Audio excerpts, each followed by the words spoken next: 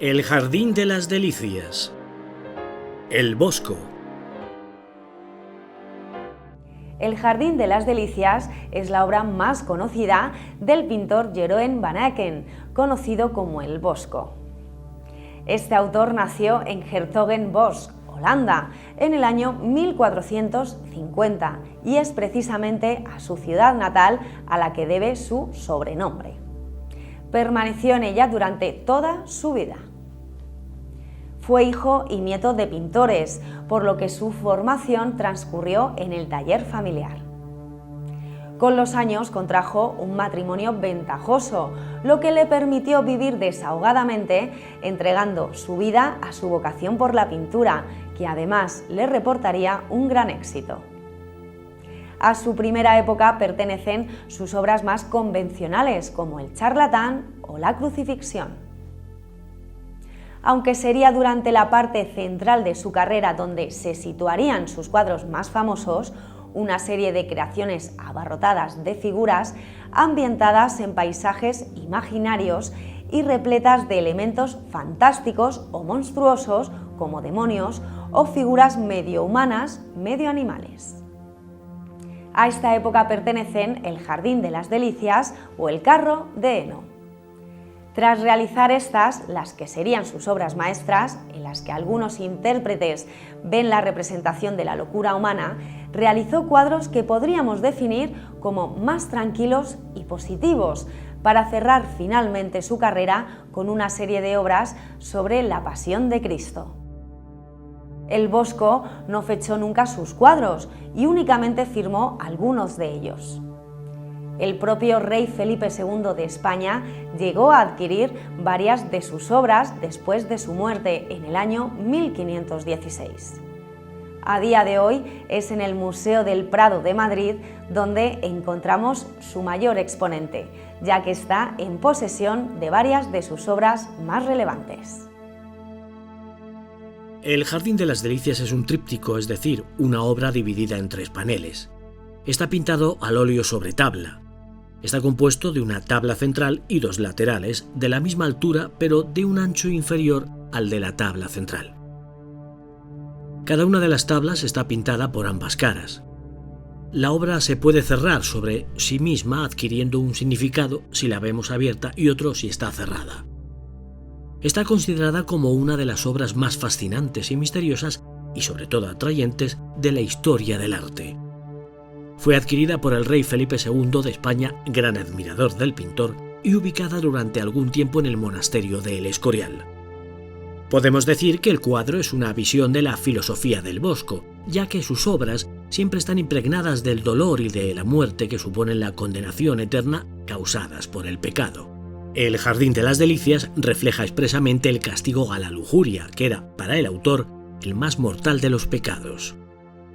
Por la cantidad de elementos y simbología que encontramos presentes en este tríptico, es casi imposible hacer un único comentario. Necesitaríamos de mucho tiempo para poder entender y explicar cada una de las simbologías tras las imágenes, pero vamos a recorrer levemente este maravilloso cuadro, uno de los más enigmáticos de la historia del arte. Comenzaremos por ver el significado al que nos lleva cuando el cuadro está cerrado sobre sí mismo. Alude al tercer día de la creación del mundo. Se representa un globo terráqueo dentro de una esfera transparente, símbolo de la fragilidad del universo. Solo vemos formas vegetales y minerales, no hay animales ni personas. Esta zona del cuadro está pintada en tonos grises, blancos y negros, en alusión a un mundo todavía sin el sol ni la luna y por tanto sin los colores que nos llegan con ellos. Es también una forma de conseguir dotarle de un dramático contraste respecto al colorido que encontramos al abrirlo, el contraste de un mundo atrás, de la aparición del hombre y otro ya poblado por la infinidad de seres. Efectivamente, una vez abierto el cuadro, nos encontramos 3 grandes tablas.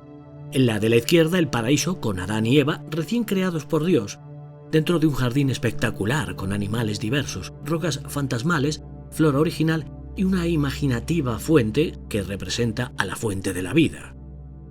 Si nos dirigimos a la tabla central, esta nos muestra una complicada escena con cientos de personajes en actitudes muy interesantes. Se aprecia un estanque circular con un grupo de mujeres desnudas que se dan un baño y son contempladas por un numeroso grupo de jinetes, también desnudos, que cabalgan alrededor de ellas. La escena es explícitamente sexual. ¿Por qué? Sin duda porque en aquel momento montar a caballo era una visión metafórica de realizar el acto sexual. Si observamos el fondo, parece que está ocupado por unas imaginativas estructuras absolutamente fantásticas y surrealistas. Todas las frutas que se aprecian en este panel, como cerezas, frambuesas, fresas, uvas o madroños, son también una clara alusión a los placeres sexuales. De nuevo, los placeres propios de la lujuria.